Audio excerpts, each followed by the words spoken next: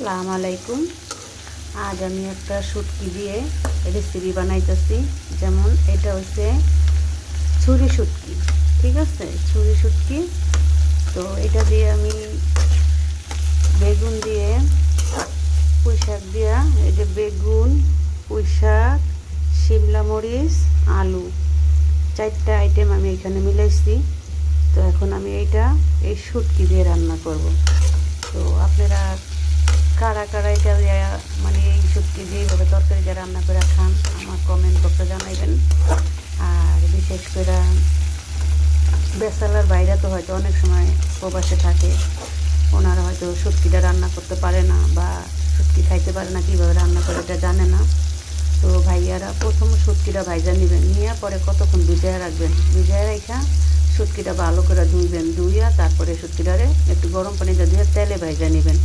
আমি প্রথম থেকে দেখাইতে পারিনি, যাই হোক তেলে ভাইজা পরে এই যে সব পেঁয়াজ, রসুন, টমাটো এগুলো দিয়া ভাজা ভাজা করবেন।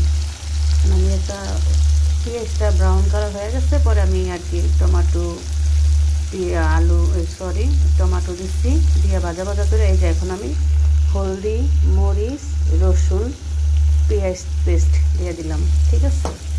তো এখন এটা দিয়ে দিলাম, মরিচ দিলাম, পেঁয়াজের পেস্ট আর রসুনের পেস্টটা দিলাম, দিয়ে এটা আমি ভালো করে মানে একটা ভাজা ভাজা মাখা মাখা করে, মানে তেলটা যখন বেশি ওঠে তখন মনে করবেন এটা বোনা হয়ে গেছে, মশলাটা কষানো হয়ে গেছে। যখন তেলটা চিপচিপা করে উঠবে তখন ভাববেন যে এটা কষানো হয়ে গেছে, ঠিক আছে। কারণ ভালো করে মশলাটা না কষাইলে একটা হলুদের গন্ধ আসে, মশলাটা গন্ধ আসে, তার জন্য মশলাটাকে ভালো করে ভুনতে হয়, ঠিক আছে। মানে বোনেরা তো অবশ্য সব বোনেরাই কম বেশ শুটকি রান্না করতে পারে, আর সব সময় সব কিছু রান্না করতে পারে। হয়তো বিশেষ করে প্রবাসী ভাইদের জন্য এই রান্নার রেসিপিটা দেখানো লাগে, কারণ অনেক ভাইয়েরা তো কিছু কিছু ভাইয়েরা খুব নিয়ে দেশে ভালো রান্না করতে পারে, কিছু কিছু ভাইয়েরা হয়তো রান্না করতে পারে না, এর জন্য আর কি রেসিপিটা দেখানো হয়। তো যাই হোক, আমি এই যে এখন মশলাটা আমার কষানো হয়ে গেছে, ঠিক আছে। ভাই বোনেরা দেখেন মশলাটা আমার পুরোপুরি কষানো হয়ে গেছে, এগুলো আমার তেলগুলো বেশি হচ্ছে। এখন এর ভিতরে আমি এই সবজিগুলো সব ছেড়ে দিব, ঠিক আছে। আর সবজির ভিতরে আমি আর কোনো পানি দিব না, একটু পানিও দিব না, এটার ভিতরে যেটুখানি পানি ছিল সেটা দিয়ে আমি কষায় নিই। এই যে আমি পুঁই শাকটাকে এইভাবে নিচ্ছি, শুধু পুঁই শাকের আগাটা নিচ্ছি, নরম আগাটা 2-4টা, বেশি দিনই অল্প অল্প, কারণ একটু ভালো লাগে খাইতে, নরম যে আগাটা সেটাই দিচ্ছি।